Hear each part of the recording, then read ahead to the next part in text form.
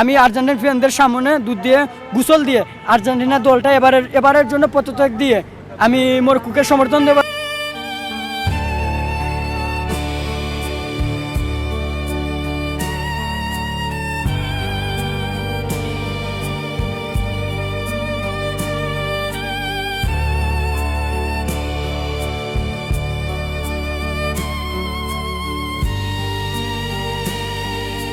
তার একটা কারণ হচ্ছে আপনারা সবাই জানেন যে গতকালকের যে একটা মিশরের সাথে আর্জেন্টিনার যে একটা ম্যাচটা ছিল সেই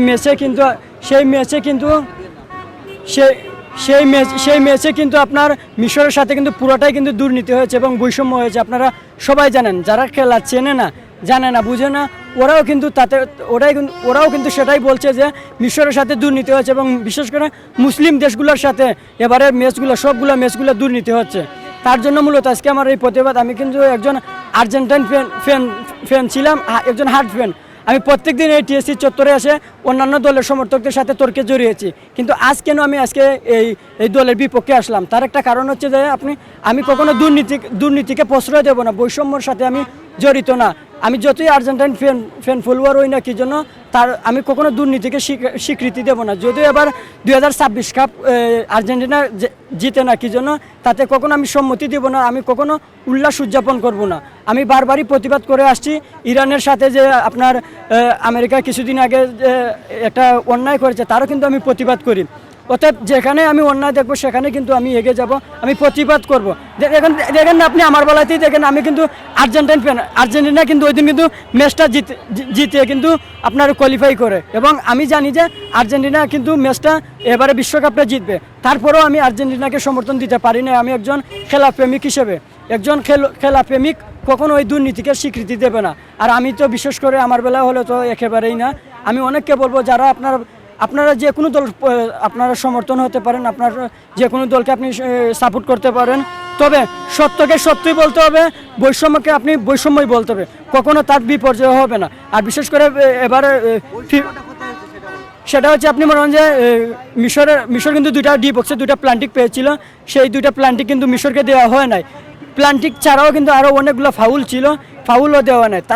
তাতে স্পষ্ট বেশি আসছে যে ফিফার সাথে সম্পর্কিত আর্জেন্টিনা। আমি বলবো না যে এক্সট্রা সুযোগ সুবিধা পাচ্ছে, আর্জেন্টিনার যেতটুকু প্রাপ্য সবার বেলায় দেওয়া হচ্ছে, তবে পুরোটাই আমি ফিফাকে দেব।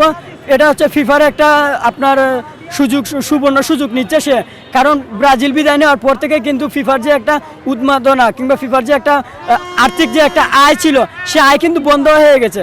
কিন্তু আর্জেন্টিনাকে টিকে না রাখলে পরে কিন্তু ফিফার যে একটা আর্থিক আয় সেটা কিন্তু কখনো আসবে না। সেজন্য মূলত আর্জেন্টিনাকে কাজে লাগিয়ে ফিফা কিন্তু আর্জেন্টিনাকে কাজে লাগিয়ে মিশরের সাথে এই দুর্নীতি করে তারা সাফল্য পেয়েছে। তবে আমি বারবারই বলবো, আপনারা যে কোনো খেলাধুলার মধ্যে কখনো ইসলাম নিয়ে আসবে না। আর আমি কিন্তু একজন মুসলমান হওয়ার পরে আর্জেন্টিনা দলটা সাপোর্ট করি। আর বিশেষ করে ইহুদিরা কখনো চায় না মুসলিম দেশগুলো কাপ জিতুক কিংবা আপনার বিশ্বকাপ ওরা জিতুক, ওদের বিশ্বকাপে বড় একটা অর্জন হোক। তবে আমি এবার থেকে বলবো সবাইকে, আপনারা যারা আমাদের উচিত মুসলিম দেশগুলোকে আমরা সমর্থন করার জন্য। আমি আমার ভুলটা বুঝতে পেরেছি। আজকে আমি আর্জেন্টিনা থেকে পদত্যাগ করে দুধ দিয়ে গোসল দিয়ে আজকে আমি মরক্কোকে সমর্থন দেব, যাতে এবারের আসরে মরক্কো এবার ফাইনাল কাপটা জিতে। তারও একটা বিশেষ কারণ, 2022 থেকে কিন্তু মরক্কোর যাত্রাটা শুরু। এই দুবারের খেলাতে কিন্তু মরক্কো আমাদেরকে অনেক কিছু উপহার দিয়েছে খেলা।